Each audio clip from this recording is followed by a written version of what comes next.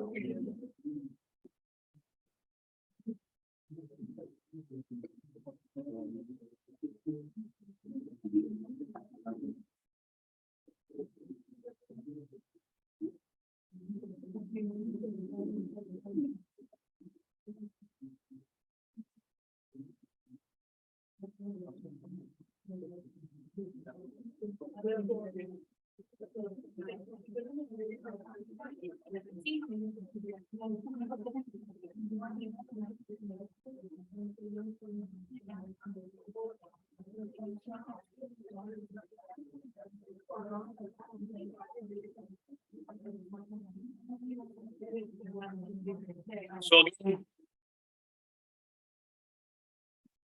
good morning to all the participants attending in a classroom or attending live. Those who are attending live are requested to collect their pamphlets.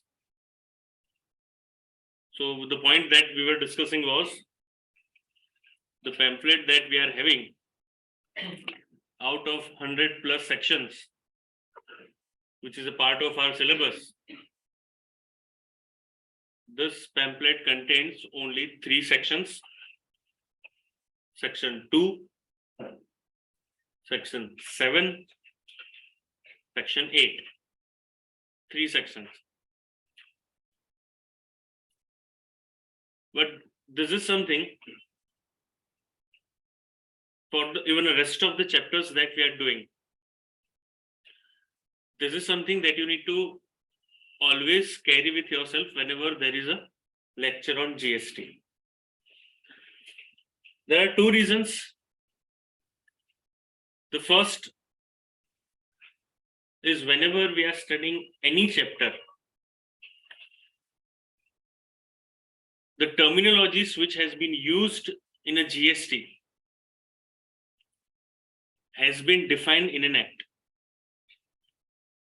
So we know that universally अब जब भी कोई भी act देखते हैं तो आपको एक सेक्शन दिखेगा जो कि आपकी डेफिनेशन ही होती है. कौन से नंबर की? Section 2, right? So this is mainly section 2 contains again 100 plus definitions that has been covered here. So whenever we are into any chapter, rather than mentioning those definitions again and again, rather than mentioning the definitions which are useful at any chapter, I prefer to have all the definitions and all the material which is provided to you will be updated up to January 23. Ideally, it should be for December, but I have made it up to January 23. So you can say the 31st December. Fine. तो आप future में भी अगर इसको use करना चाहते हो तो इसी तरीके से आप डेफिनेशन में पर्टिकुलर सेक्शन को अपडेट करके आप वही डेफिनेशन को यूज कर सकते हैं. कोई भी टर्मिनोलॉजी अगर आपको लग रहा है कि ये टर्मिनोलॉजी का इंटरप्रिटेशन नॉट ट्रांसलेशन, इंटरप्रिटेशन अलग हो सकता है कुछ. अब ये कैसे कॉल लेना है हमें? सिंपल से ये सोचना है कि अगर यही शब्द का मतलब मैं किसी और को पूछूं, मेरे अलावा किसी और को पूछूं, तो क्या पॉसिबिलिटी है कि वो कुछ और मतलब निकालेगा? समझ रहे हो मैं क्या बता रहा हूं? If answer to that is yes, you please refer to section 2 that whether the act has defined that terminology or not. Are you getting what I'm saying? I'm talking about the methodology that one should follow when he is understanding an act. It is not about GST. The principle is applicable to all the acts. जितने भी act हैं सबको ये principal applicable है कि अगर आपको लगता है कि मैं किसी और को ये टर्मिनोलॉजी बताऊंगा, जैसे कि हो गया कंसिडरेशन वी अंडरस्टैंड के पैसे मिलना, तो किसी और को मैं पूछूं अगर, तो क्या वो अलग इंटरप्रिटेशन निकाल सकता है कि नहीं पैसे की जगह पे मुझे गुड्स मिले थे इन रिटर्न, तो एक से ज्यादा मतलब हुआ है। तो जहां एक से ज्यादा मतलब हो सकते हैं वहां आपको डेफिनेशन देखना चाहिए। The content which I have provided to you, which is around more than 100 pages, it is around 108 pages. Before we start with the session, no, ये तीनों सेक्शन 2, सेक्शन 7, सेक्शन 8 तीनों डेफिनेशंस ही हैं। Section 2 is talking about the basic definitions of the terminologies which are used under an act. Section 7 is a definition of supply.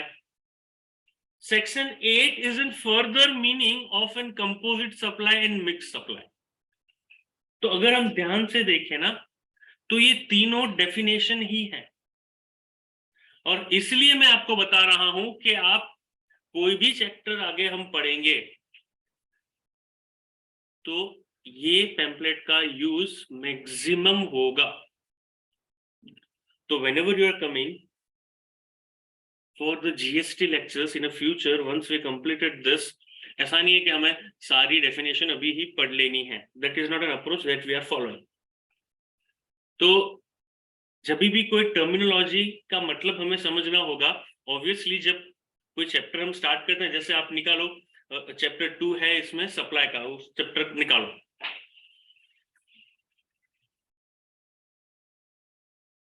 पीछे होगा, बहुत पीछे मिला supply का पेज, चैप्टर 3 होगा शायद, 2 इज डेफिनेशन, नो, तो 3 में होगा।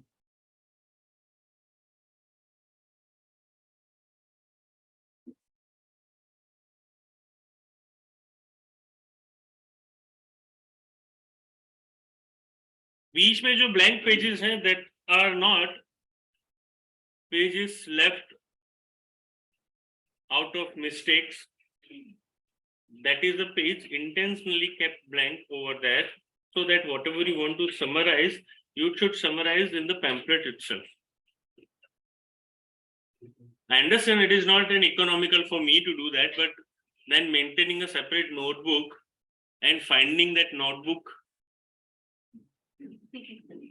is a task, क्योंकि આપણે વાટકી વ્યવહાર પણ ચાલે ને, કોકને નોટબુક આપી પાપડીનો લોટ બનાવીને તમે વહેંચી આવો ખરા, પછી વાટકી પાછી ના, तो किसी को अगर तुमने दिया तो वापिस नहीं आती नोट्स, और हमें भी तब तक याद नहीं आता जब तक हमें उसकी जरूरत ना पड़े, और हमें लगभग एग्जाम के दिन की जरूरत पड़ती है, उससे पहले तो हमें भी याद नहीं होता है कि हमने ऐसा कुछ बनाया था। तो that is the reason why I have kept the pages blank. You can see that again when we are starting with the chapter, no, I have mentioned the name of the definition or the name of the terminology that we are supposed to use. Point page number 3.1 पे सिर्फ terminology लिखा है, वापस उसको define करने की जरूरत नहीं है क्योंकि हमने सारी डेफिनेशंस लिख के ही दी है। You getting it? अब जब सारी डेफिनेशन हमने लिख के दी है तो अब डेफिनेशन वाला भी खोलो। डेफिनेशन में तो मैंने बहुत पेज बिगाड़ा है। हर एक डेफिनेशन के बाजू में ना आपको ब्लैंक स्पेस दिखेगा, क्योंकि वो डेफिनेशन में जो इंपॉर्टेंट पॉइंट्स रहेंगे जो हम डिस्कस करेंगे, definitions are most crucial. People are not referring to the definition, and that is the reason most of the time they are having their own interpretation, which is the wrong interpretation. You should have your own interpretation provided, supported by the act. तो intention of the law आप अपना नहीं निकाल सकते हो, आपको intention of the law निकालना है, तो you need to understand that you have understood the definitions correctly. जितनी भी टर्म है, so this is a homework for the day. आपको क्या करना है? डेफिनेशन नहीं पढ़नी, आपको सिर्फ हर रोज एक हफ्ते तक, ध्यान से सुनना, ये बहुत इंपॉर्टेंट है, हर रोज एक हफ्ते तक कौन कौन सी चीजों को डिफाइन किया गया है उसका नाम। Are you getting it? तो देखो अंदर कौन कौन सी चीजें हैं जिसकी डेफिनेशन दी गई है। चार्टर अकाउंटेंट की भी डेफिनेशन है, कॉस्ट अकाउंटेंट की भी डेफिनेशन है, कंपनी सेक्रेटरी की भी डेफिनेशन है, पर्सन की भी डेफिनेशन है, सप्लायर तो अलग आ रहा है, टैक्सेबल पर्सन की भी डेफिनेशन है, कंसिडरेशन का भी डेफिनेशन है, रिसिपिएंट का भी डेफिनेशन है। सप्लायर है तो रिसिपिएंट भी होगा। तो ऐसी कौन कौन सी टर्मिनोलॉजी है जिसका डेफिनेशन हमें दिया गया है। सिर्फ नाम, एक हफ्ते तक रोज सिर्फ नाम पढ़ने, उससे बेसिक थॉट प्रोसेस क्लियर हो जाएगा कि जब भी वो टर्मिनोलॉजी कहीं पे भी एक्ट में आती है, जो सेक्शन 2 में जो डेफिनेशंस होती हैं, ध्यान से सुनाइए, सेक्शन 2 में जो डेफिनेशंस होती हैं, ये definition through out the act applicable होती है। तो पूरे एक्ट में अगर कहीं पे ये टर्मिनोलॉजी यूज हुई तो उसका मतलब तुम नहीं निकालोगे, क्योंकि उसका मतलब उन्होंने लिख के दिया है, वो ही निकालना है। Are you getting it? So therefore it is very important for all of us to understand कि हम सिर्फ एक बार नाम तो पढ़ ले, क्योंकि जब भी एक्ट में our basic understanding and the learning process would be like this. Please understand clearly. I have provided from this batch an interpretation part also, but my teaching would be purely on the basis of the act itself. मैं interpretation पढ़ूंगा नहीं। Classroom में जब हम पढ़ेंगे ना, तो मैं इंटरप्रिटेशन नहीं पढ़ूंगा, मैं इंटरप्रिटेशन आपके लिए लिख के दिया है कि जो कुछ भी हम क्लासरूम में डिस्कस करेंगे ना, वो बहुत बार इवोपरेट हो जाता है, because now this time we are not referring to any book, because last time the book which I have given to everyone no was not that good, that is not in a way in which I used to teach. So many times no, there is a conflict between my way of teaching and the presentation which has been given in the book. So therefore हाँ थोड़ी मेरी मेहनत बढ़ जाएगी, लेकिन now because of the huge faculty pool I don't have major works to role to play in other subjects, so therefore I have time, so you can make IDT more strong. So all the questions, all the examples, interpretations would be the part of our material. So IDT material would be substantially larger as compared to other material. अगर 100 page 3 definition में हो रहे हैं और इसमें practical question है ही नहीं ना, समरी चार्ट है, गेटिंग इट, तो वो तो बाकी ही है अभी। तो ये मटेरियल बड़े होंगे, ये पढ़ना इनिशियली इसलिए जरूरी है, देखो उसके बाद इंटरप्रिटेशन पढ़ने की जरूरत नहीं, इंटरप्रिटेशन आपको पढ़ना है पहली बार जब आप रिवीजन कर रहे हो तब, दूसरी बार भी आप जब रिवीजन कर रहे हो तब, उसके बाद life long I can guarantee you the process that we are following in a classroom, उसके बाद लाइफ लॉन्ग आप किसी भी एक्ट का इंटरप्रिटेशन नहीं पढ़ोगे, आप बैर एक्ट पढ़ोगे जो कि लॉ में लिखा हुआ है। I guarantee you that. तो जो एक्ट में वर्ड है वही डिटो टू डिटो, जो रूल्स के अंदर वर्ड है वही ditto to ditto. Will try to understand, you will realize that it is more easy to understand other than reading an interpretation of someone else. तो पहली 2 बार में ठीक है हम खुद पढ़ेंगे इंटरप्रिटेशन से ही, लेकिन जब तीसरी बार द डे ऑफ एग्जामिनेशन में आपको interpretation I can guarantee you, अगर 2 बार पढ़ा हुआ है तो तीसरी बार एग्जाम के दिन पे आप ये मान के मत चलना, क्योंकि अगर 1000 पेजेस मॉड्यूल है ना तो मेरे उससे ज्यादा होंगे, लेकिन एग्जाम के दिन आपको 1000 पेजेस नहीं पढ़ने पड़ेंगे। एग्जाम के दिन आपको सिर्फ बैड सेक्शन ही पढ़ना है, and then you will understand okay fine what are the examples that we have discussed, everything you will understand. और इसलिए पढ़ना है। देखो आईडीटी एक ऐसा सब्जेक्ट है जो कि ना बहुत ज्यादा रिवीजन की जरूरत नहीं है, जितना रिवीजन की जरूरत हमें डीटी में पड़ती है। एक बार आपने कॉन्सेप्ट ठीक से समझ लिया तो आप समझ जाओगे इस पे टैक्स या तो लगेगा या तो नहीं लगेगा, तीसरा ऑप्शन है क्या। और आपके सिलेबस में ये तो है नहीं कि कितने परसेंट लगेगा, वो नहीं है, क्योंकि टैरिफ तो ना having an number of items जिसके लिए गवर्नमेंट ने रेट ऑफ टैक्स स्पेसिफाई किया हुआ है, starting with 0 going up to 28। तो सारे प्रोडक्ट का नाम याद रख के उसके सामने कौन सा रेट ऑफ टैक्स लगेगा वो नहीं है हमारे सिलेबस में। तो एक्ट पढ़ने के बाद, जीएसटी पढ़ने के बाद, आप रेगुलरली अगर पढ़ते हो तो उसके बाद I can guarantee you that you will be able to understand कि इस पर टैक्स लगेगा या नहीं लगेगा, लगेगा तो कौन सा टैक्स लगेगा, कब मुझे टैक्स पे करना है, कैसे मुझे टैक्स पे करना है, आईटीसी मुझे मिलेगा कि नहीं मिलेगा, रिटर्न में कैसे फाइल करूंगा, इसका पेमेंट में किस तरीके से कर सकता हूं, what are the penalties which can be levied, what are the late fees that can be levied, what are the provisions relating to an advance ruling, what is the procedure for an assessment, how the audit can be conducted by a chartered accountant or a cost accountant, how the audit can be conducted by the department, how the recovery proceedings can be initiated by the department, how the inspection, search, seizure,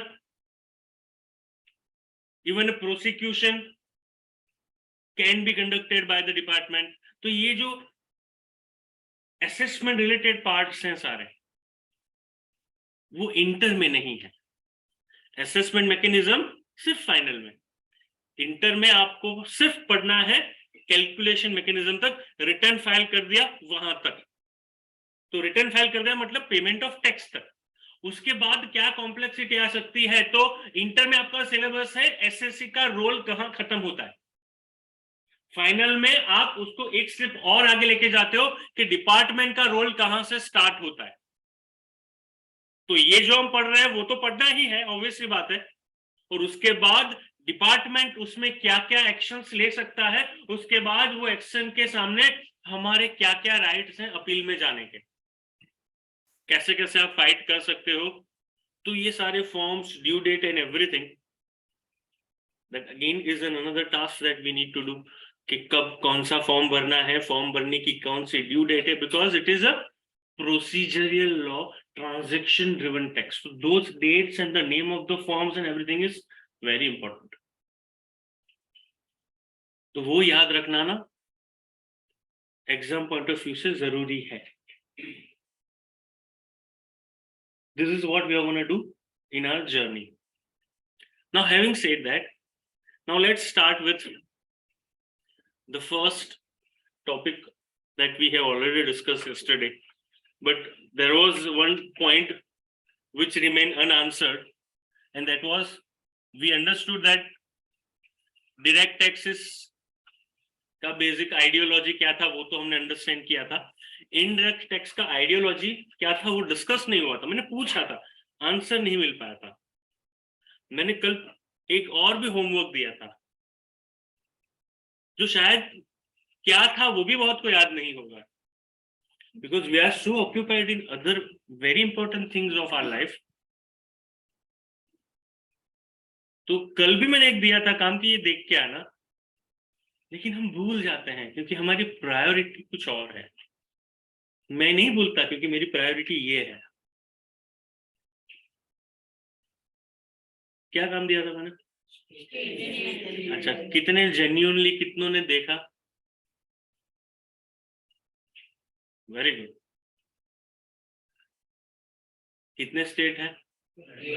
29 थे ना कल तो। एक कम हुआ क्या? मोदी जी ने कुछ announce किया, मित्रों करके रात को आए थे। कितनी यूनियन टेरिटरी है? हाँ, कौन कौन सी? अच्छा वो नहीं दिखता, आपने बोला।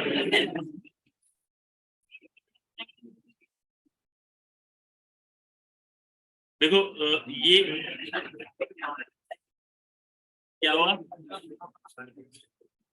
मालदीव, वाह वाह, ये रैंक लाएगा बंदा पीछे से। हमारे अकाउंट में ना दो सिस्टम होती है, फीफो भी होता है और दो it is not approved by an accounting standard, लेकिन नंबर अगर आना ही है तो पहला लाओ, या इस साइड से या इस साइड से।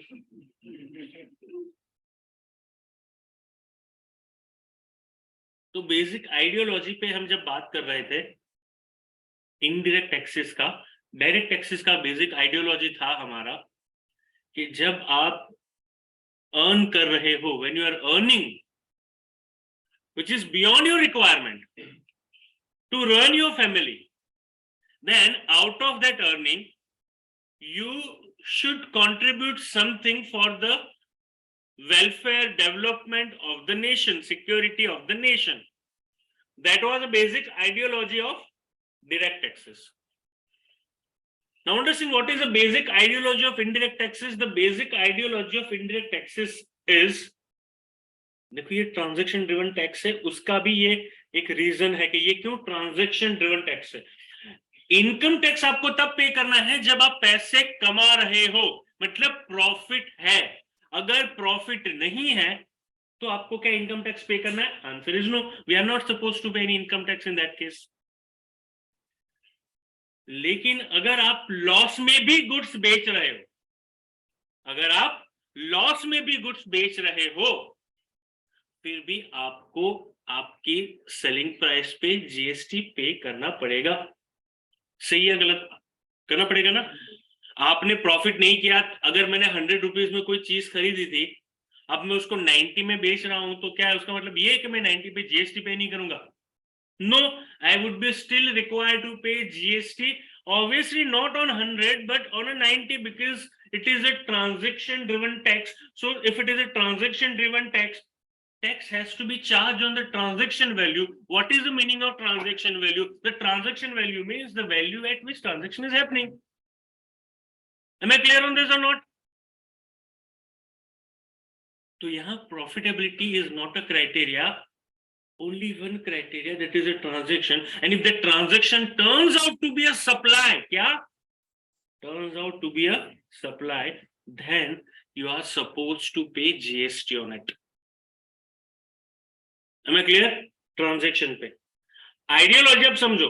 अब आइडियोलॉजी ये है that any country has limited amount of resources. क्या? Limited amount of resources. तो जितना पेट्रोल है उतना ही पेट्रोल है, जितनी लकड़ी है उतनी ही लकड़ी है, जितना आयन है उतना। नया नहीं बना सकते कुछ हम, समझ रहे हो? मैं नया नहीं बना सकते कुछ, ये तो जब तक निकल रहा है तब तक उसको यूज करे जा रहे हैं, हम करे जा रहे हैं। अब जिस दिन खत्म हो जाएगा तब क्या करेंगे? तो every country has a limited amount of resources. That resources may be in the terms of goods, maybe in the terms of manpower, services. That is also, I have only 24 hours. Limited amount of resources. There is a time. A person is a service. When I'm talking about a person, that is a service. Service can be provided by the person. So every country has limited amount of resources, and when you are consuming those resources which are limited in number or limited in an amount, so whenever you are consuming those resources, उतने resources वो country के कम होंगे। आपने वो country के resources को consume किया तो वो कंजम्पशन के लिए आपको टैक्स भरना पड़ेगा गवर्नमेंट को, क्योंकि गवर्नमेंट को पैसे चाहिए। ये सारे resources of the country belongs to the government. Clear? And therefore it is known as consumption based tax. क्या बोलते हैं उसको? Consumption based tax. Because you are consuming the resources which is limited in a supply, therefore you are required to pay tax for the consumption of those limited resources.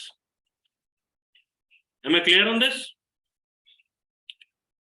So this is a basic ideology behind indirect taxes, or you can say this is a basic ideology behind GST also.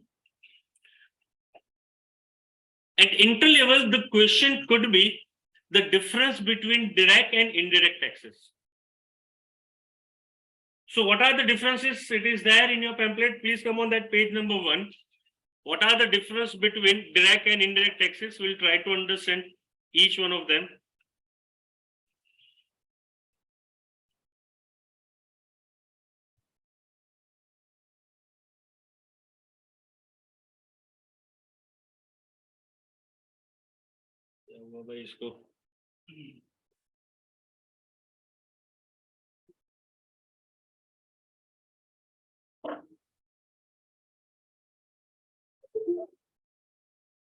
Fine.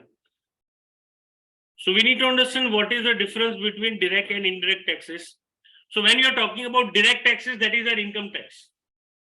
Income tax, payer of a tax and the sufferer of tax is one and the same person. So what you can say is that impact and incidence is on the same person.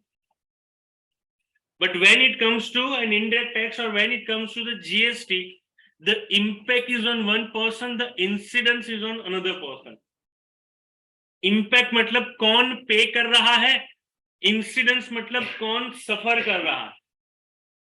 ध्यान से सुनना कि अगर मैं income tax return file करता हूं, मेरा खुद का टैक्स पे करता हूं, तो मेरी ही जेब से पैसे जाते हैं और मैं ही रिटर्न फाइल करके टैक्स पे करता हूं. समझ में आया? जीएसटी में ऐसा नहीं होता है. अगर आप डीमार्ट में कुछ सामान खरीदने जाते हो तो टैक्स का पैसा आप डीमार्ट को देते हो क्योंकि prices are inclusive of GST. So the DMart is actually collecting tax from you, which is going out of your pocket. So incidence is on you, but the liability to deposit that money of tax to the government is on DMart.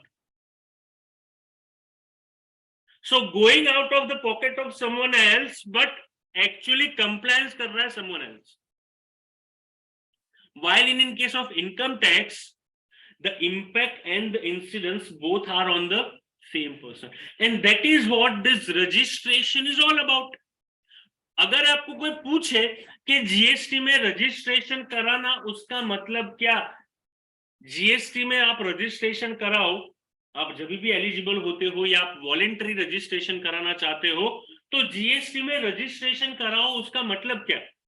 उसका मतलब ही ये होता है कि now government has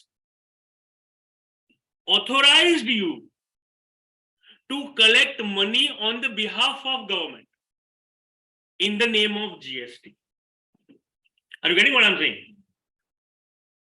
Government has authorized you to collect money on the behalf of them in the name of GST. अगर आप GST में registered नहीं हो तो क्या आप GST टैक्स चार्ज करके कलेक्ट कर सकते हो? No, because you do not have an authority to do that. So ये रजिस्ट्रेशन सर्टिफिकेट जो होता है, ये registration certificate is actually an authority letter given by the government to you, so that now you can charge the amount of tax in your invoice, even collect the amount of tax on the behalf of government. Government is putting faith on you that after collecting you will deposit it with government. Am I clear on this? So that is how in case of impact and incidence of direct taxes is on the same person, but when it comes to an indirect taxes, the impact is on one person and incidence is on another person. Hello, understood? Moving further, income tax is an income based tax. Income based हमने अभी ही discuss किया. दूसरा है supply based tax.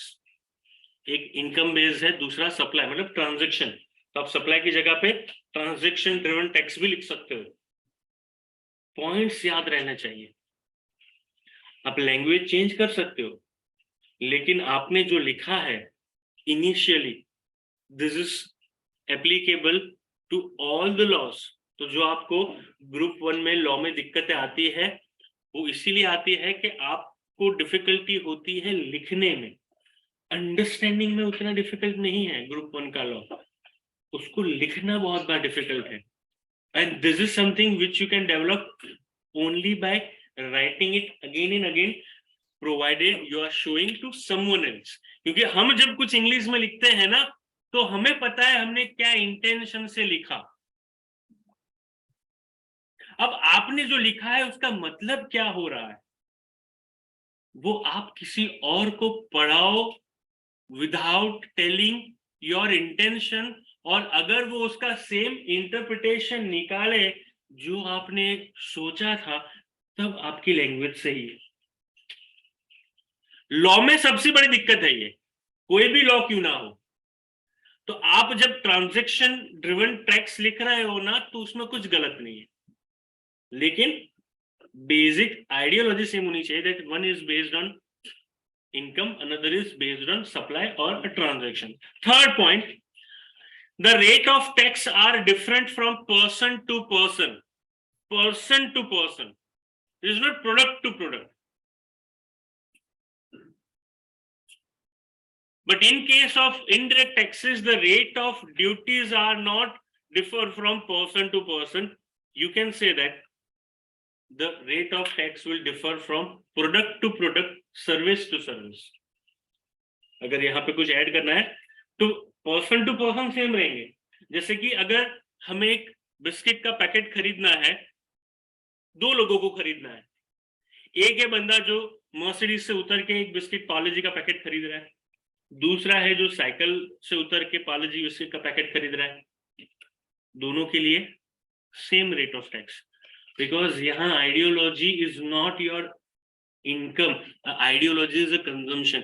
एक biscuit का packet खाया, उतना consumption हुआ, जितना कंजम्पशन हुआ तो वो कंजम्पशन के हिसाब से टैक्स लगेगा, ना कि तुम्हारे प्रॉफिट के हिसाब से, ना कि तुम्हारी एनुअल इनकम के हिसाब से.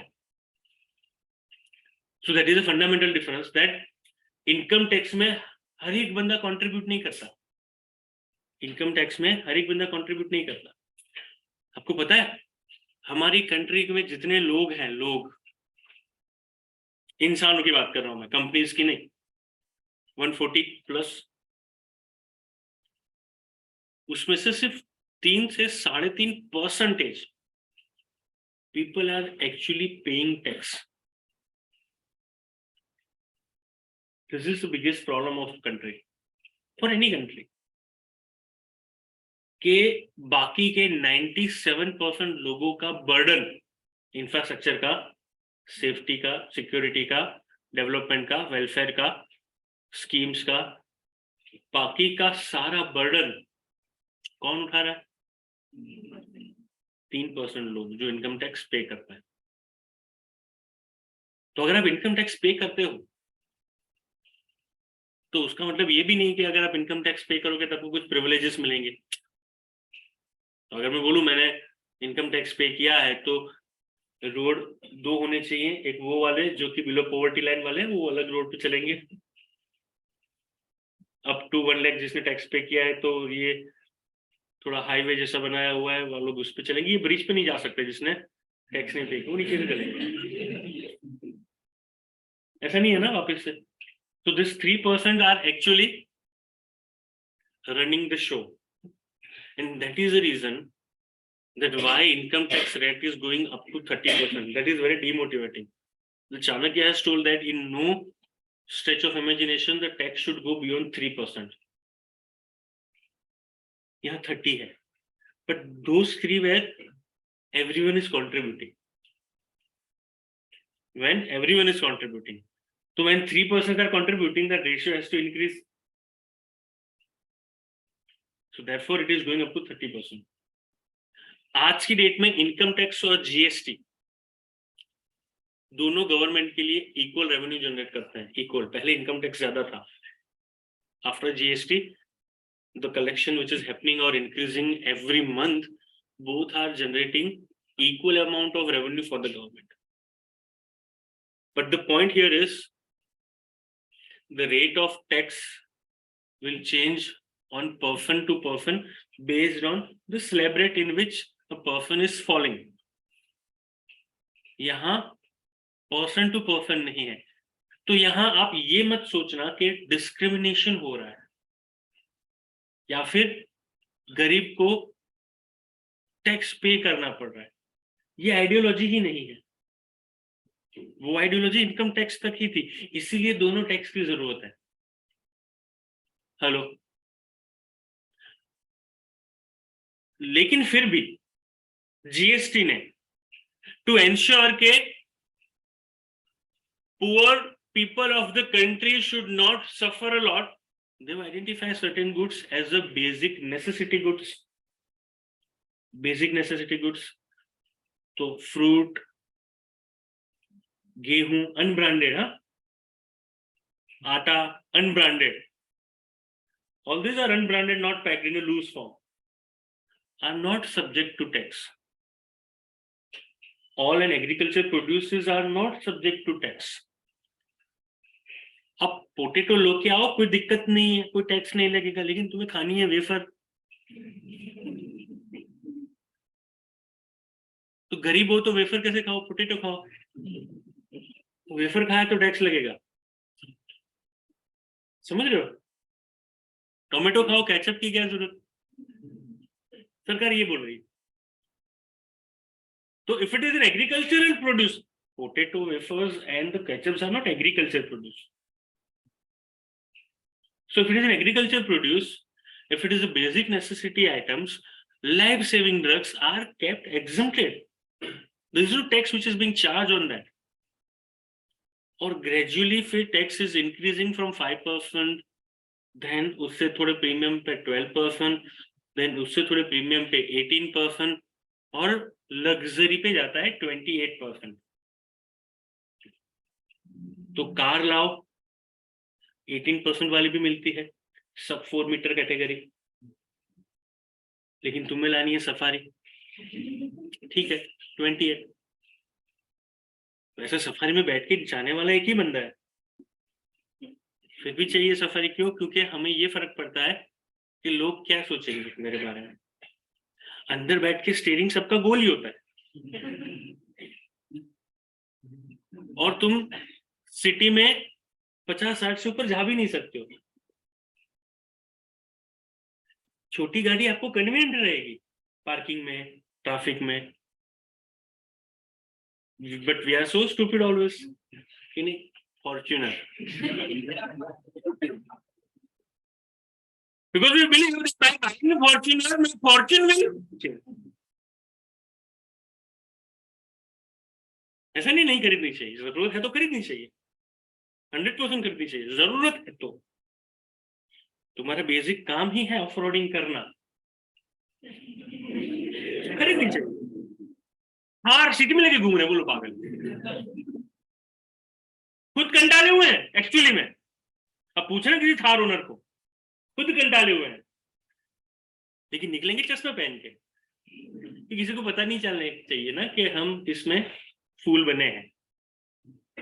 Your necessity, your requirement should be the criteria. Criteria should not be what the people are. तो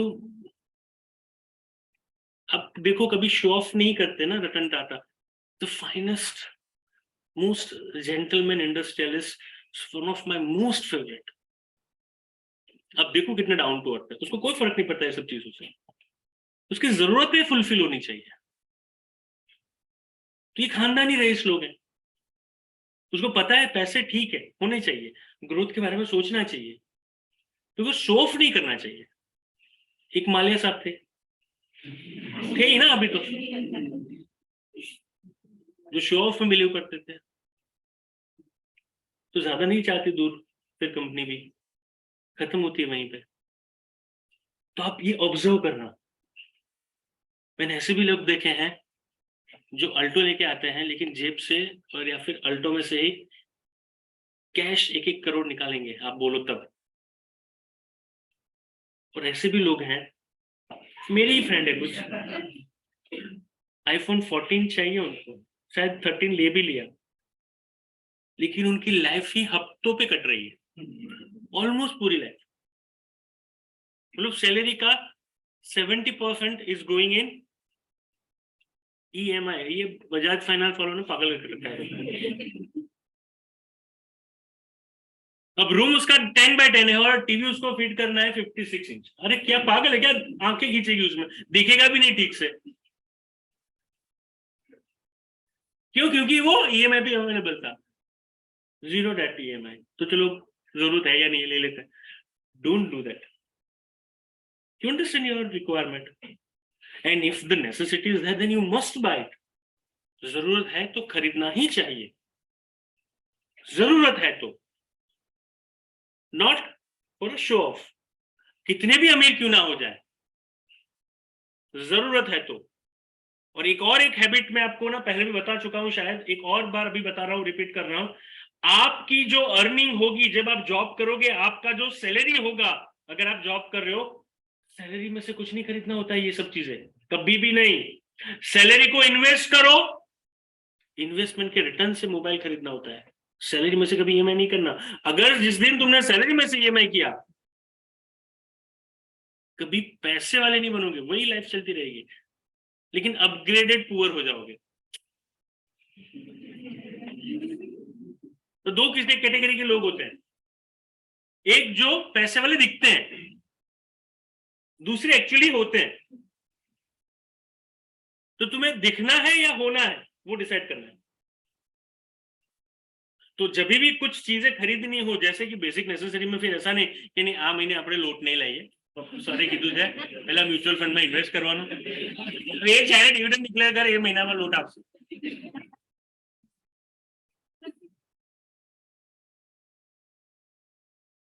I'm not talking about that. I'm talking about this mobile phone, car.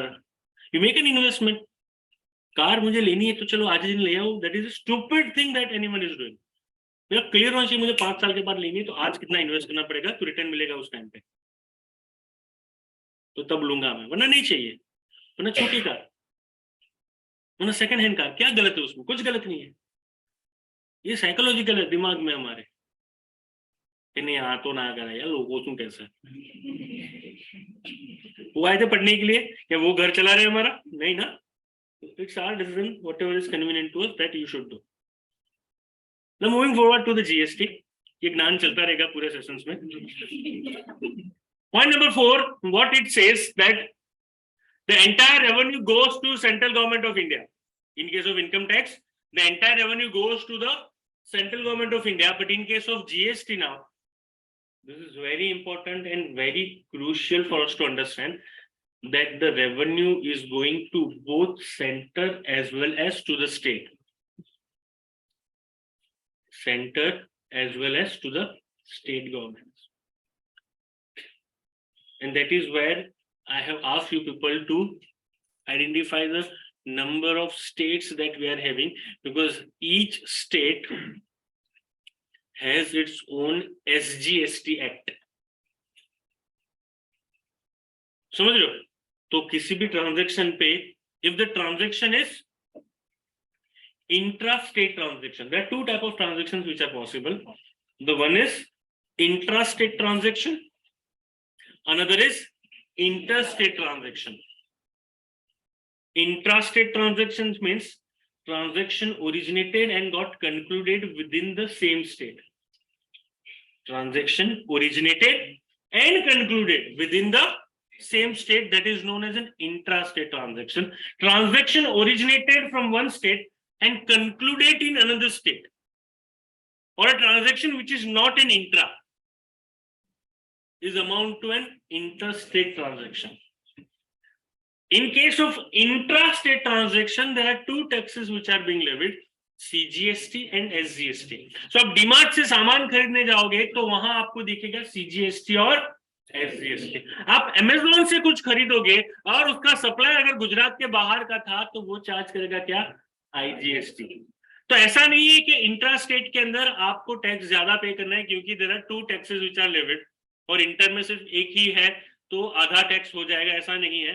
तो अगर IGST का rate है 18%, तो C+S हो जाएगा 9+9. Am I clear on this? So if the transaction is intra-state transaction, the revenue is going to both center as well as state government. And if the transaction is interstate transaction, then the transaction का जो IGST है वो पहले जाता है centre के पास, और उसके बाद depending upon how the further transaction is happening will be distributed to the state also. तो ऐसा नहीं IGST is a revenue of central. It is not a revenue of central. Whatever tax that we are paying, hello, whatever tax that we are paying on B2B transaction, shark tank से वो तो पता चला होगा, B2B, B2C, business to business, business to consumer.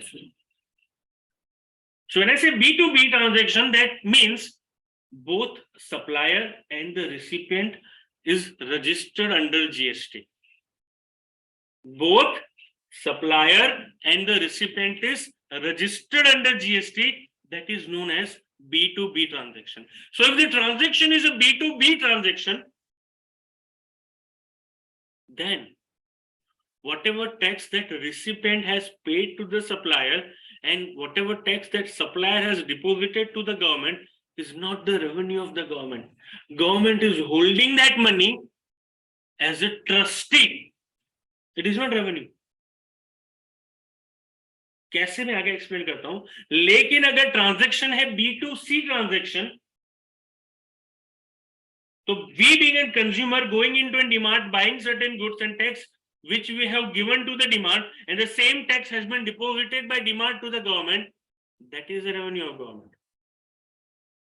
समझना दोनों transaction में अंतर क्या है, दोनों ट्रांजैक्शन में डिफरेंस क्या है. पहले वाले ट्रांजैक्शन में, B2B ट्रांजैक्शन में, जहां पे supplier and the recipient both were registered, तो रिसिपिएंट ने जितना भी टैक्स पे किया, रेसिपिएंट ने टैक्स किस पे किया? अपने इनवार्ड सप्लाई पे. किस पे? अपने इनवार्ड सप्लाई पे. और सप्लायर कौन से पे टैक्स चार्ज करता है? अपने आउटवार्ड सप्लाई पे. दो अलग अलग टैक्स नहीं है, सिर्फ नजरिया अलग है. Getting it? तो मेरा राइट तो तुम्हारा लेफ्ट होगा ना, वही तरीके से. तो जितना भी टैक्स पे किया रिसिपिएंट ने अपने इनवार्ड सप्लाई पे, वो टैक्स का रिसिपिएंट क्रेडिट ले सकता है. क्या ले सकता है? क्रेडिट ले सकता है. So it is very much simple और easier for us to understand no when we are comparing with our prepaid mobile phones का बैलेंस. प्रीपेड, तो जब आपने 500 रुपीज का रिचार्ज कराया प्रीपेड में, तो 500 डिपॉजिट हुए ना आपके. दैट डिपॉजिट जो हुए बैलेंस 500 का, आप जब भी कॉल करोगे पैसे कटेंगे. अभी तो चलो फ्री है, लेकिन ये पहले की अगर हम बात करें तो जितने फिर आप कॉल करते जाओगे उतने पैसे कम होते जाएंगे. तो जो बैलेंस डिपॉजिट हुआ या पेटीएम के वॉलेट में जो आपने पैसा डिपॉजिट किया, that is your ITC. Whatever tax you have paid on your inward supply, you can avail an ITC of it.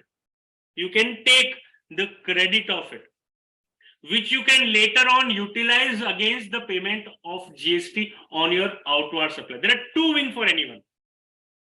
One is an inward supply, another is my outward supply. For any business, in होगा तो out होगा ना. अगर गन्ने का juice पीना है तो गन्ना डालना पड़ेगा ना, गन्ना लेना पड़ेगा. उंगलियां डाल के तो निकलेगा नहीं, इधर निकलेगा लेकिन गन्ने का नहीं निकलेगा.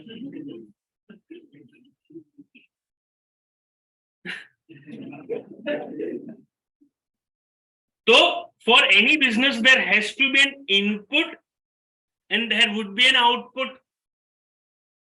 So whatever tax that we are paying, please pay attention, whatever tax that we are paying on our inward supply, whatever tax, that is the GST. Whatever GST that I have paid on my inward supply, of which I can avail an ITC. तो जितना tax मैंने मेरे purchase पे पे किया वो मैं side में रखूंगा कि ये मेरा खर्चा नहीं है. ध्यान से समझना, P&L बैलेंस शीट में ये कहां पे आएगा? P&L में नहीं आएगा, ये मेरा खर्चा नहीं है. तो अगर मैंने 100 रुपीज का गुड्स खरीदे जिसपे मैंने 20 रुपया GST पे किया, टोटल मेरी जेब से कितना गया? 120. देखो ये बहुत बेसिक्स हैं, लेकिन ना अगर ये क्लियर नहीं हुआ ना तो लोग, मेरे को ये हर बार डर होता है GST में कि तुम जब CA में बन जाओगे, किसी कंपनी में जाओगे, तो किसी जगह पे किसी ने जीएसटी के बारे में कुछ पूछा और तुमने कुछ भलता आंसर दिया, तो वो दूसरा एक और क्वेश्चन जरूर पूछेगा, कहाँ पढ़े थे? तो आपको जितना भी बेसिक या स्टूपिड लगे ना, ये क्लियर कर लेना कि आपको जो समझ में है वही है ना एक्चुअल फैक्ट। क्योंकि हम बहुत बार ये भी समझते हैं कि मैं भी उसे शायद पसंद हूं,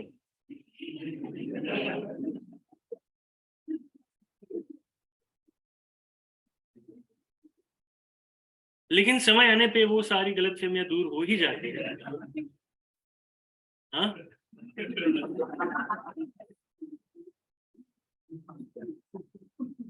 तो whatever tax that we pay on inward supply is my input tax.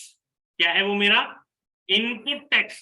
Whatever tax that I'm paying on my outward supply is my output tax. Input tax, output tax, समझ में आया? लॉजिकल एकदम, कोई रट्टा नहीं पूरे जीएसटी में। Input tax can be used for making a payment of output tax. तो जितना आपने आपके इनवर्ड सप्लाई पे किया है, जो पेटीएम में जब तक आप कुछ खरीदना चाहते हो, पेटीएम के वॉलेट में अगर बैलेंस है तो खरीदो, नहीं है तो ऊपर का कैश में पे करो, बैंक से पे करो, सेम मैकेनिज्म ये। So therefore when you are buying a goods the price of which is 100 rupees, the amount of tax is 20 rupees, total मेरी जेब से जा रहा है कितना? 120। लेकिन उसका अकाउंटिंग ट्रीटमेंट ना स्प्लिट होगा, partly it will go into PNL, partly it will go in your asset, है डेबिट, लेकिन नेचर अलग है दोनों का। तो जब आप रॉ मटेरियल खरीदते हो तो 100 रुपीज जाएंगे आपके परचेज में, 100 जाएंगे, 120 नहीं जाएगा। क्योंकि 20 रुपए अगर आपने खर्चा ट्रीट कर लिया ना, तो जीएसटी में ऐसा भी प्रोविजन है कि अगर आप एक्सपेंस क्लेम करते हो उसका, तो आईटीसी नहीं मिलेगा। Either you can claim it as an expense or you can claim it as an ITC. तो अकाउंटिंग एंटर रहेगा purchase account debit 100 rupees which is going in your trading P&L, ITC, C or S or I, whatever it could be, which is going in your current asset, part of your balance sheet, to party which is a liability, or to cash which is going out of your balance sheet. Am I clear on this? So for every transaction, we need to understand, for any businessman, there are two areas which we need to think. It is not about just identifying my liability. That any businessman is knowing very clearly. उसको ये सब बहुत अच्छे से पता है कि उसके प्रोडक्ट का रेट ऑफ टैक्स क्या है, उस पे कौन सा रेट ऑफ टैक्स पे करना है, ये पता है उसको। We being a professional need to be careful about his right. He's knowing his duty. But our role would be कि उसके जितने राइट है उसको प्रोटेक्ट करें। That is our role. Output पे तो पे करना ही है, एवरीवन इज रेडी टू पे। और ये सबसे बड़ा साइकोलॉजिकल एडवांसमेंट है या फिर साइकोलॉजिकल एडवांटेज है जीएसटी का। इनकम टैक्स में ये एडवांटेज नहीं है। इनकम टैक्स लोग पे क्यों नहीं करते हैं? क्यों 3% people are only paying income tax? Because वो हमारी जेब से जाता है। देखना, ये समझने वाली बात है, जेब से जाता है। अगर आपको पॉकेट मनी मिल रही है हर महीने, फॉर एग्जाम्पल 5,000 रुपए, और उसमें से मैं आपको बोलूं कि 500 रुपए आपको टैक्स पे करना है, तो मन नहीं करेगा। समझना, ये मन करेगा साइकोलॉजिकली, अरे यार हम क्या बोलेंगे, तो 4500 जापा जाना है। अरे वेटिंग, पिज्जा पूरा सामने लिख दिया, बोलोगे एक ही पीस खा सकता है, तो एक ही देना है ना। That is the reason why we are having a concept of TDS into GST. Actually, it is the concept of GST. Tax deducted at source, so people will not realize. I will never show, you will never know. तो pay करने की liability at the end of filing of return नो कम होगी, तो लोग motivate होंगे कि यार टैक्स तो कटा हुआ ही है, हमें तो सिर्फ रिटर्न ही फाइल करना है, पैसा तो गवर्नमेंट के पास चला ही गया है। This is psychological advantage of TDS. That is the only reason. Originally idea is generating from GST. GST का ये एडवांटेज कैसे है मैं आपको समझाऊं, ध्यान से समझना।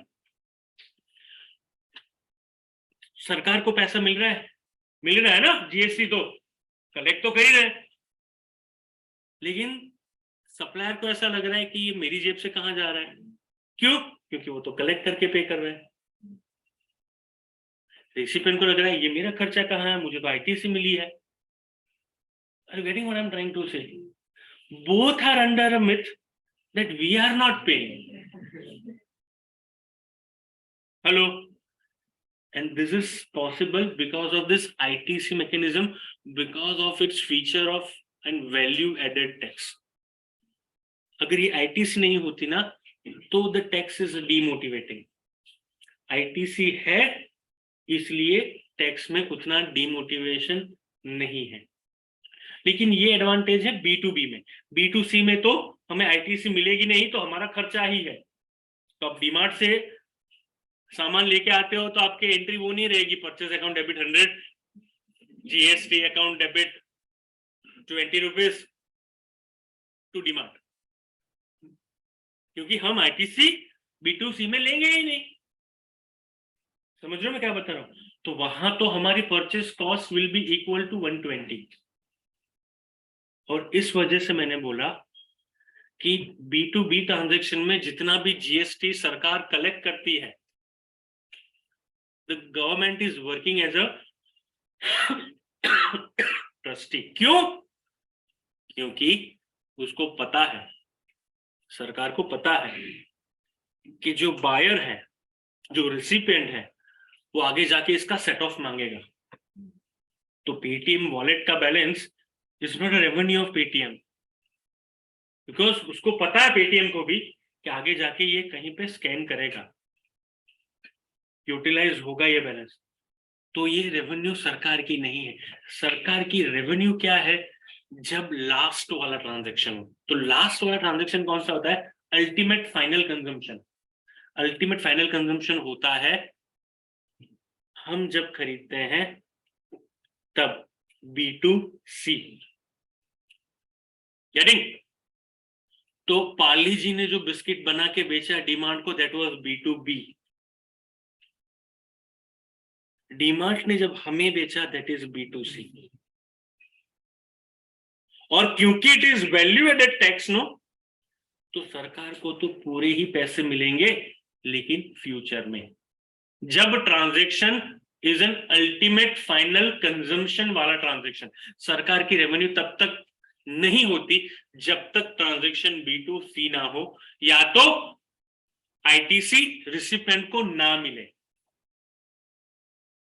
तो बहुत सारे ऐसी भी ITC है which are following under block credit category, जहां भले ही बायर, भले ही रिसिपिएंट रजिस्टर्ड है GST में, कुछ ऐसे आइटम्स हैं, कुछ ऐसे गुड्स हैं, कुछ ऐसे ट्रांजैक्शन है जहां पे ITC वो प्रोडक्ट की हमें नहीं मिलती है।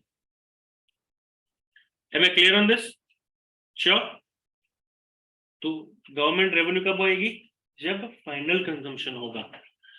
अब इसके बेस पे हम एक और सेंटेंस अगर फ्रेम करना चाहें, देखो ये डिफरेंस तो साइड में रहता है।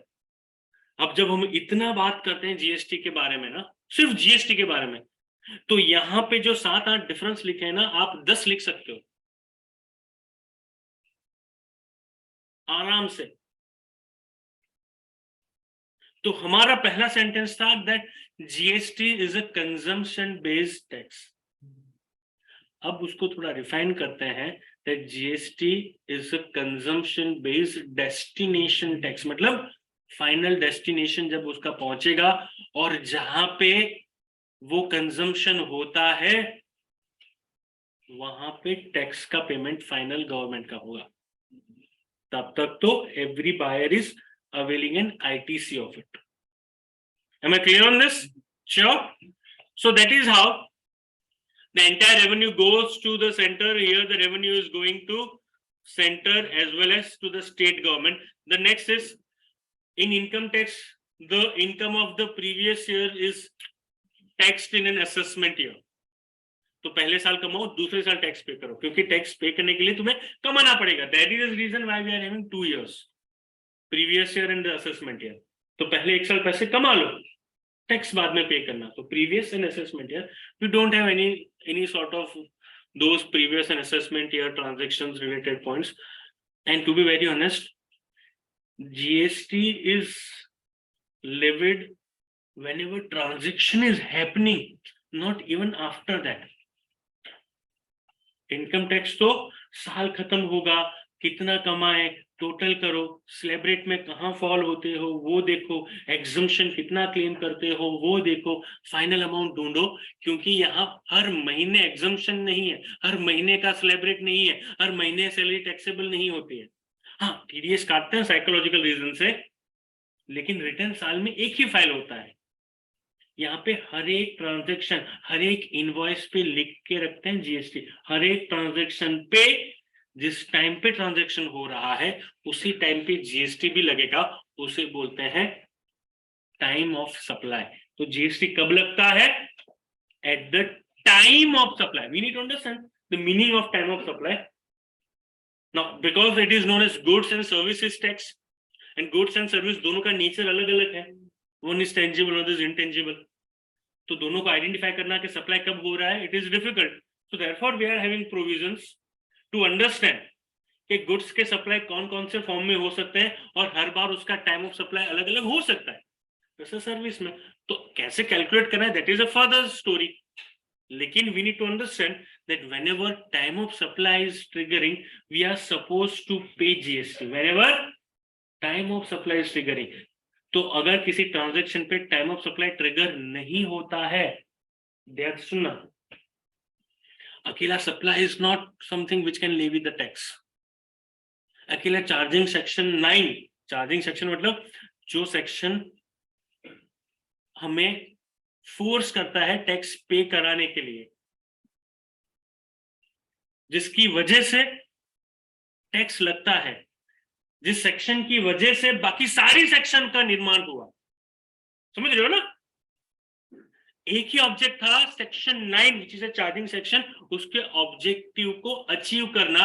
वो ऑब्जेक्टिव को अचीव करने के लिए बाकी सारे सेक्शन, सारे रूल, सारे सर्कुलर, सारे एडवांस रूलिंग सिर्फ एक ही ऑब्जेक्टिव की वजह से है कि जो ऑब्जेक्टिव हमने क्रिएट किया था सेक्शन 9 में which is a charging section, कि आपको ट्रांजैक्शन पे टैक्स पे करना है, पढ़ेंगे सेक्शन 9,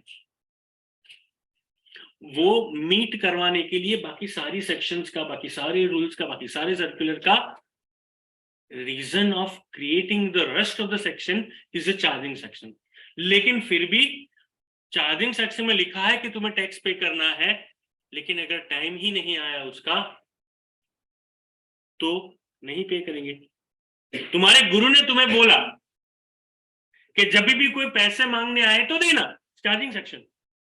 कोई आया ही नहीं तो हमने दिया ही नहीं। समझ रहे हो ना? Time of supply never triggered. उसका बेस्ट एग्जांपल आपको बताऊं मैं तो, हम जब सप्लाई का डेफिनेशन पढ़ेंगे ना आगे, तो वहां supply means it is not something which you are supplying, even agree to supply is also falling within definition of supply, providing or agree to provide। समझ रहे हो आप कि हाँ मैं आपको दूंगा, that is purchase order, PO. हम जब कंफर्म करते हैं कि हाँ आपको आने वाले महीने की ये तारीख को ये मैं सप्लाई करूंगा, तो that is agree to supply, that is falling under the definition of supply. लेकिन टाइम ऑफ सप्लाई में अग्री टू सप्लाई को चार्जिंग इवेंट रखा ही नहीं। तो आप जब पीओ आपको मिलता है तब आपको जीएसटी नहीं पे करना है, एक्चुअल सप्लाई के टाइम पे ही पे करना है। समझ रहे हो? या फिर तुम्हें कोई एडवांस में पैसा देता है गुड्स के लिए, एडवांस में तुम्हें कोई पैसा देता है गुड्स के लिए, तो पैसे तुम्हें मिल गए, अभी तुमने गुड्स सप्लाई किया नहीं किया, तो जीएसटी पैसे मिलने पे भी नहीं है। गुड्स के केस में सप्लाई होना चाहिए, because it is a consumption based tax. तो अगर कंजम्पशन नहीं हुआ तो उसका बेसिक ऑब्जेक्टिव जो हमने एस्टैब्लिश किया था कि टैक्स हमें लगाना चाहिए क्योंकि you are consuming the resources of the country, वो फील नहीं हो रहा है। Therefore the time of supply is very crucial, and that is why that is how it is different as compare to income tax, कि income tax में it is spreaded over 2 years, previous and assessment. यहाँ पे ऐसा previous assessment year का concept नहीं है, यहाँ पे कॉन्सेप्ट है टाइम ऑफ सप्लाई। तो tax are levied at the time of supply. Clear with this? अगर वो लिखोगे ना तो it has more impact, more value, क्योंकि ये चैप्टर के सब्जेक्ट के पहले पेज पे है, सब्जेक्ट के पहले पेज पे ये है। तो यहाँ टेक्निकल वर्ड यूज नहीं किए हैं, लिखा प्रीवियस असेसमेंट या इनकम टैक्स में होता है, यहाँ नहीं होता। ऐसा लिखा क्यों? क्योंकि मैं पहले दिन बोल दूं टाइम ऑफ सप्लाई होता है यहाँ पे, समझ में नहीं आएगा बच्चों को। लेकिन एक बार हम समझ लेंगे तो फिर ये नहीं लिख सकते, या फिर ये नहीं लिखना चाहिए, क्योंकि पूरा एक्ट तुमने पढ़ लिया है। तो जहां वहां पे टाइम ऑफ सप्लाई नहीं होता है, प्रीवियस असेसमेंट ईयर होता है, तो यहाँ पे आप लिखो कि यहाँ प्रीवियस असेसमेंट ईयर पे टैक्स नहीं पे होता है, असेसमेंट में टैक्स पे नहीं होता है, यहाँ पे हर एक ट्रांजेक्शन पे टैक्स पे होता है at the time of supply. तो आंसर में ना पढ़ने वाले को क्लियर में समझ में आ जाएगा कि बंदे को आता है। Are you getting it? तो ना एक बार जब मैं बात करूं, और ये ही डिफरेंशिएटिंग पॉइंट होता है, मैं आपको बताऊं, अगर आपको लग रहा है कि लॉजिकल थॉट प्रोसेस में क्या मैं स्टूपिड तो साउंड नहीं करूंगा ना, तो ग्रो कभी नहीं कर पाओगे। Out of 1,30,000 chartered accountant in our country, जब इनिशियली जीएसटी के टाइम पे ना institute has started faculty identification program to train the rest of the chartered accountant of the country and to the departmental officer। उसके लिए personal interviews हुए थे, तो बहुत सारों ने अप्लाई किया था, 30,000 लोगों ने अप्लाई किया था, उसमें से 1,000 गॉट सिलेक्टेड। 30,000 में से 1,000। सबसे पहले तो सीए बनना, परसेंटेज पता है ना सबको, या सीए में बनना परसेंटेज सबको पता है, वही सीए में या सीए के साथ कॉम्पीट करके 30 में से 1,000 लाना।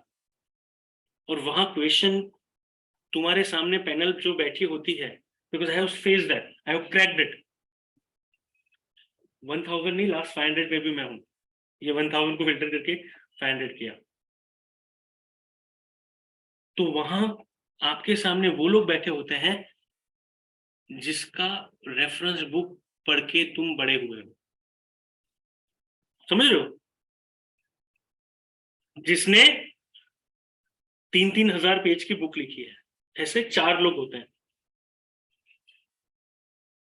और सबसे बड़ा मेरा कॉन्फिडेंस तब बढ़ा जब उन्होंने मुझे क्वेश्चन पूछा ना कि लॉजिक समझाओ एक ट्रांजैक्शन का, रिवर्स चार्ज का लॉजिक समझाओ क्यों है। उसने ये पूछा नहीं कभी कि रिवर्स चार्ज किस पे लगता है, क्योंकि वो नहीं मतलब है, वो हम बुक से देख सकते हैं। उसने क्या पूछा? रिवर्स चार्ज क्यों है, किस पे है नहीं, क्यों है। और जब हमने आंसर दिया उसका लॉजिकली कि this is the fundamental reason. Reverse charge मतलब क्या पता है तुम्हें? वेट करना, सारा रो है। देखो नॉर्मली किसी भी ट्रांजैक्शन पे there are 2 person involve, supplier and the recipient. Tax कौन पे करता है? सप्लायर। गवर्नमेंट को कौन पे करता है? सप्लायर पे करता है ना, क्योंकि वही तो रजिस्ट्रेशन उसको दिया हुआ है। लेकिन जब सप्लायर भरोसे के लायक ना हो तो, समझ रहे हो? सप्लायर जब भरोसे के लायक ना हो, क्यों? Because this is coming from an unorganized sector and it would be very difficult for government to identify and tax them. तो सरकार क्या करेगी? They'll shift responsibility from supplier to the recipient, shifting of responsibility from unreliable person to more reliable person. मैंने इतना ही बोला, दूसरा question ही नहीं आया। बाकी सारों के आधे आधे घंटे चले, मेरा 30 सेकंड गॉन। चलो सर, आपका और मेरा टाइम नहीं बिगाड़ते, यू आर डन। ये फर्क है लॉजिकल अंडरस्टैंडिंग का।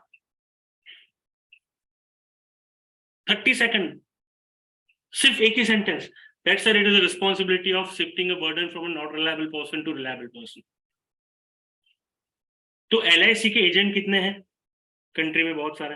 लेकिन इंश्योरेंस कंपनीज कितनी है? बहुत कम। इंश्योरेंस कंपनी कितनी है? बहुत कम। तो क्या लॉजिकल रहेगा कि एजेंट के पास से GST भरवाए या इंश्योरेंस कंपनी के पास से? क्योंकि 50 भी नहीं है इंश्योरेंस कंपनी, और एजेंट होंगे 50 लाख शायद। तो इतने लोगों का असेसमेंट करना is a task. Reverse charge supplier से रेसिपिएंट पे रिगार्डिंग आगे पढ़ेंगे तब समझ में आएगा। लेकिन मैं ये पॉइंट मेरा ये है कि आप लॉजिकल अंडरस्टैंडिंग पे ध्यान देना, क्योंकि law has been framed by humans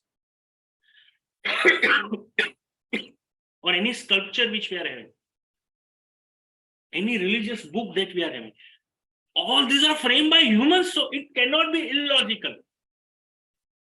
It is simply we are not able to establish a relationship, but we are not going into that direction जहां पे हमें religiously expert होना है। हमारे लिए मेरी सबसे बड़ी अगर कोई बुक है ना रिलीजियस बुक, तो वो है मेरा जीएसटी का एक्ट। वो मेरा पहला रिलीजियस है। मेरा पहला मेरी आपके सरनेम के आगे सीए में लगेगा, याद रखना, तुम्हारे नाम के आगे सरनेम पीछे लगती है, तो दिमाग सीए निकाल लेना कि सिद्धार्थ के पीछे जडेजा नहीं लगता है, पहले सीए सिद्धार्थ लिखता है, उसके बाद लास्ट में आती है मेरी सरनेम। तो हमारी पहचान जो होगी वो किससे होगी? नाम के आगे क्या लिखा हुआ है। It is not Siddharth Jadeja CA, CA Siddharth Jadeja.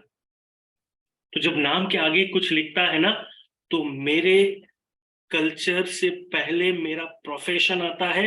मेरे प्रोफेशन ने कभी मुझे नहीं बताया कि मेरा बिहेवियर गलत होना चाहिए। मेरा प्रोफेशन बताता है हम प्रोफेशनल हैं, हम जहां खड़े रहते हैं लोगों को डेफिनेटली पता चलना चाहिए कि ये बंदा कौन है, पूछना चाहिए ना कोई कौन है ये। तुम आके खड़े रह के चले गए, किसी को पता भी नहीं है क्योंकि तुम ऐसे ही घूम रहे हो। देखना तो चाहिए ना कि ये बंदा कौन था। हमारे जाने के बाद पूछना चाहिए कि नहीं पूछना चाहिए? तुम चाहते हो कि नहीं चाहते हो कि लाइफ में तुम लोग सुने? लोग मरते हैं उसके लिए कि यार मुझे कोई सुन ले, I want to be the celebrity. This is way you can be a celebrity in our field.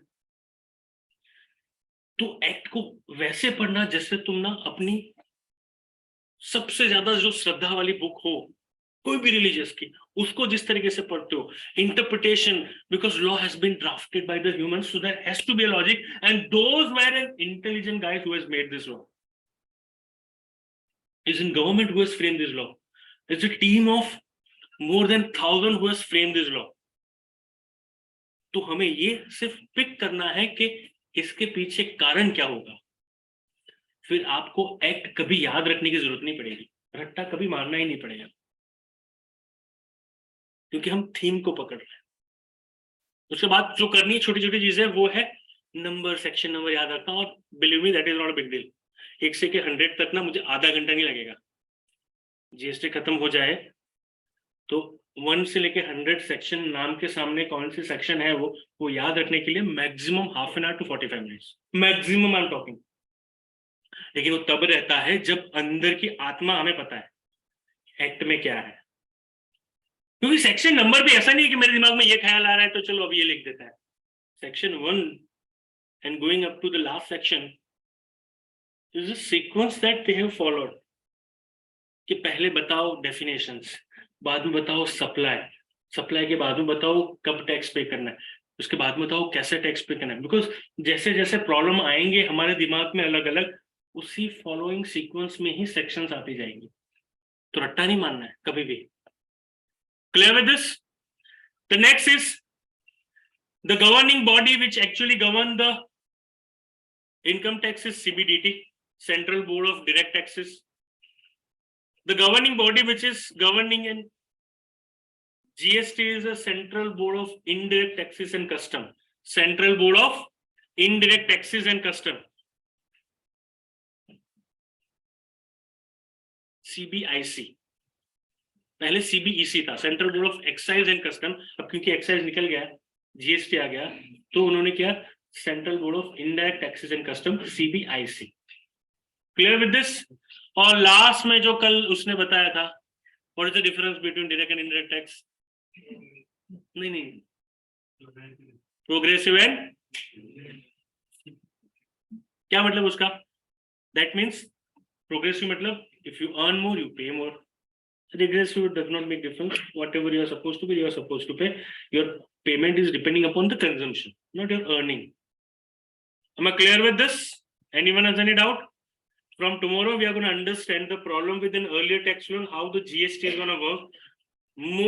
One of the most crucial lecture on the basis of which the rest of the things in the GST will be able to understand. So कल बहुत ध्यान से आना, 1 घंटे में हम सिर्फ वो समझेंगे जीएसटी कैसे काम करता है और जीएसटी आया क्यों, क्योंकि पुरानी प्रॉब्लम्स थी, तो जो प्रॉब्लम थी उसी को यहाँ पे बेनिफिट बनाया कि ये नहीं होना चाहिए। जो वहां अच्छा था वो तो ले ही लिया, उसके साथ साथ जो वहां लिमिटेशंस थी वो लिमिटेशन यहाँ पे हट गई। तो दोनों एग्जांपल समझेंगे कि पहले एक्साइज वैट सर्विस टैक्स लगता था तो क्या दिक्कतें थी विथ एन एग्जांपल, और ये दिक्कतें कैसे जीएसटी ने रिजॉल्व कर दी। Am I clear on this? तो कल बहुत ध्यान देना, सिर्फ एग्जांपल पढ़ेंगे, हम एग्जांपल को अंडरस्टैंड करेंगे, फिर हम अंदर का कंटेंट पढ़ेंगे। उससे पहले अगर आपको पढ़ के आना है मुझे दिक्कत नहीं है, लेकिन आधा अधूरा मत समझना, उससे बेटर है कल एक बार सुन लेना, उसके बाद 100 पेजेस हैं तुम्हारे लिए ये, ठीक है? तो stop here for the day, take very good care of yourself, and again जितना इंटरेस्ट अभी दिखा रहे हो, पैशन अभी दिखा रहे हो, ये 4 महीने बरकरार रखना। जो गलतियां हमने आगे की है, improper revision, irregularity in a classroom, don't do that. Fine, we'll stop here for the day. Take care.